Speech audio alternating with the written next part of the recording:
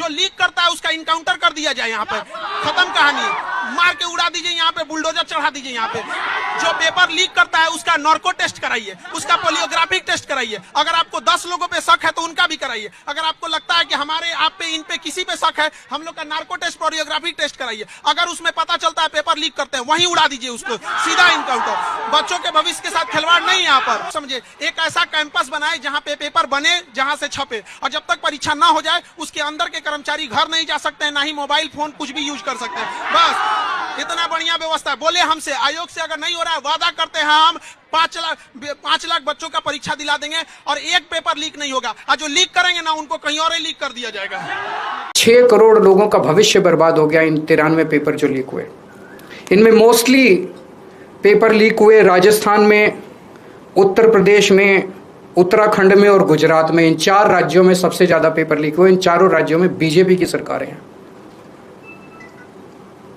तो ये इत्तेफाक नहीं है कि इन चारों राज्यों में बीजेपी की सरकार है, केंद्र में बीजेपी की सरकार है। नीट का पेपर लीक हो गया और अभी पिछले 1-2 दिन से खबरें आई हैं, ये जो नीट का पेपर लीक हुआ है इसका एपिसेंटर भी राजस्थान है, और इनमें जो 2-4 लोगों के ऊपर सुई गई है वो भी बीजेपी के नेता दिखाई देते हैं। तो इससे शक तो पैदा होता है कि क्या इन सारे पेपर लीक में इनके नेता शामिल हैं, या इनकी पार्टियों का या सरकारों का संरक्षण है, या सीधे सीधे इनके नेता ही पेपर लीक करवा रहे हैं, उन्हीं का धंधा ही है। और अगर ऐसा है तो सीबीआई की जांच इसमें बेचारी क्या करेगी, सीबीआई इसमें बेचारी क्या करेगी। तो मेरा जेनजी से सीधा सीधा, देश के युवाओं से सीधा सीधा पूछना है कि ऐसे ही चलेगा या कुछ करना है। ऐसे ही हर साल आप देखो, 2017 में पेपर लीक हुए, उसके 4 साल बाद 2021 में हुए, उसके 3 साल बाद 2024 में हुए, उसके 2 साल बाद 2026 में हुए, अब उसके 1 साल बाद 2027 में होंगे, और हर साल पेपर लीक होंगे अगर आपने कुछ नहीं किया तो।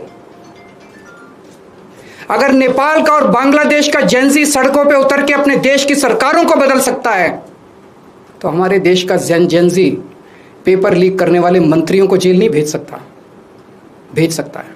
मुझे अपने देश के जेनजी पे पूरा भरोसा है। ये देश आपका है। इस देश के नेताओं को इस देश में कोई इंटरेस्ट नहीं है। इस देश के नेताओं के बच्चे विदेशों में पढ़ते हैं। हमारे देश के एक बहुत बड़े नेता ने कहा था, जरूरत पड़ी तो झोला उठा के चल दूंगा। मैं और आप तो झोला उठा के नहीं जाएंगे ना। हमारे बीवी बच्चे तो इसी देश में रहते हैं, हम तो इसी देश की पैदाइश हैं, हम तो इसी देश की मिट्टी के हैं, हम तो इसी देश के हैं। हमें तो इसी देश में रहना है, तो बचाना तो इस देश को हमें